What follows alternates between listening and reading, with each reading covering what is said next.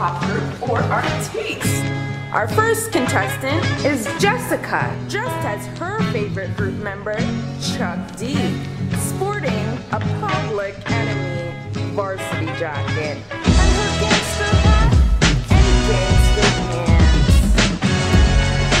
Our second contestant today is Alex Wood, sporting the top hat, the top hat, the plot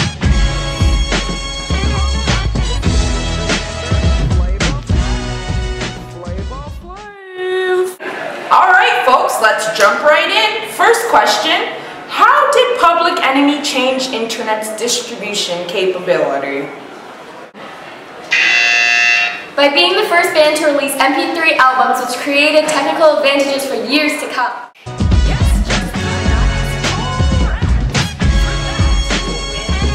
Enemy's first album, Yo Bum Rush Show, released in 1987. This was ranked number 49 in NME's list of 50 greatest albums of the 80s. This album announced hip-hop group who smoke beneath dark, Spears beats like no other. Alright, next question folks. What is Public Enemy known for?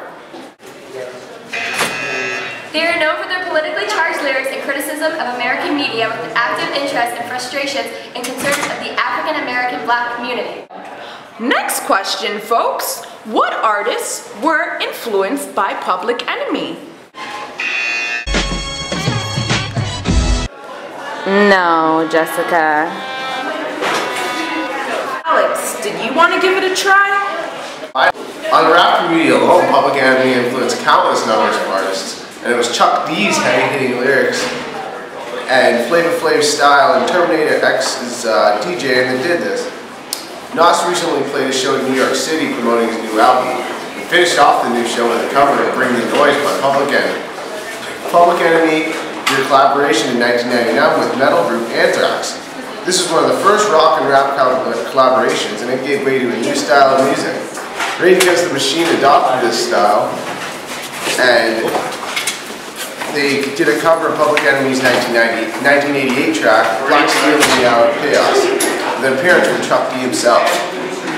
Great work, Alex! Finally, you got yourself some points. That's 200.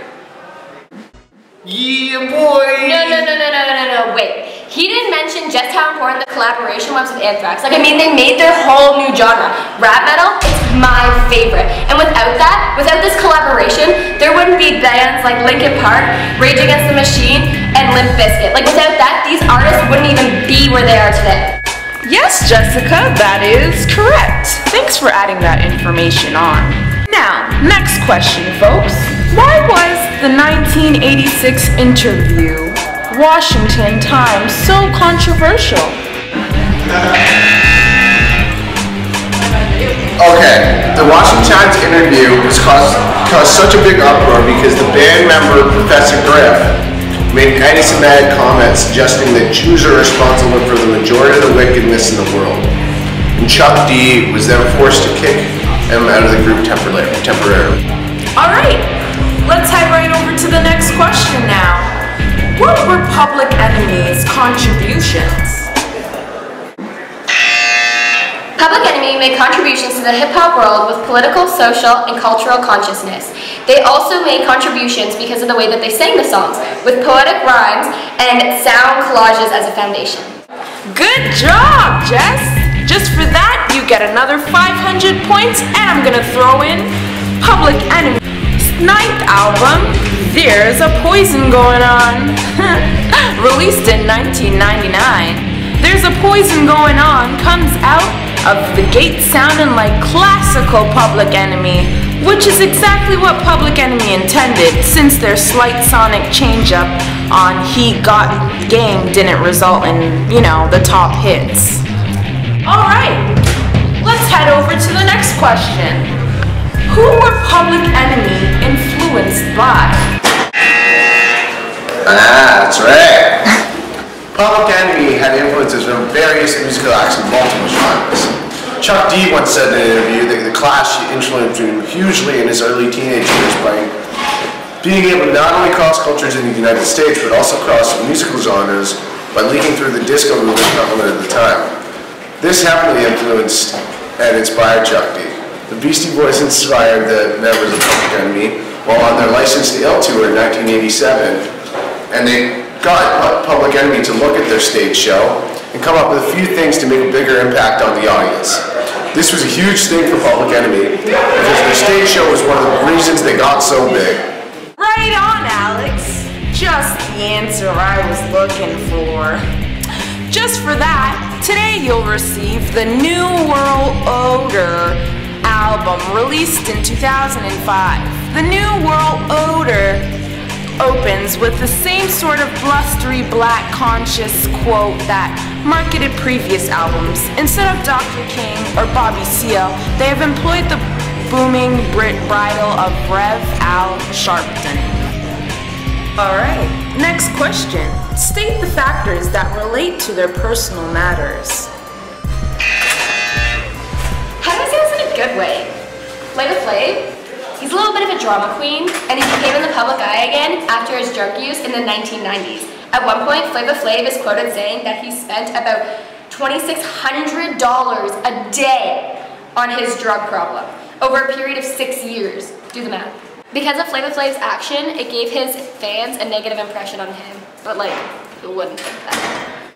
That being said, let's head over to the last question. How did Public Enemy influence fans socially?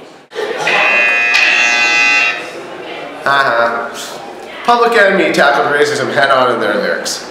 With highly criticized figures in the public sphere, Public Enemy could tap their views into their songs, at the same time rapping about how being black made you a public enemy. As Public Enemy pioneered political rap, more and more journalists, fans, and African-American leaders began to view Chuck D as the potential leader for the new generation. Great job, Alex. Not too bad. Well, it is kind of bad because that is the last question of the day, but you do receive Public Enemy's 13th album. Most of My Heroes Still Don't Appear on No Stamp, released in 2012. Most of the records falls into tried and true Public Enemy formulas, but there's no dust or rust to be found on the album's top tracks. Well, folks, we're just gonna have to tally up the winner. Well, Jessica, it looks like you're the winner today. Even better, Public Enemy is going on tour in 2 weeks, and guess what? You get 2 beautiful tickets for you and your friend. Alright folks, well, that's a wrap.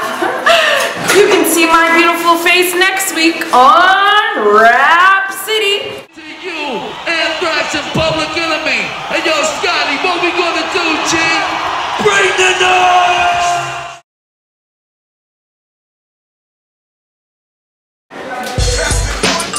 Dance like Flavor Flav. Actual album, New World Order.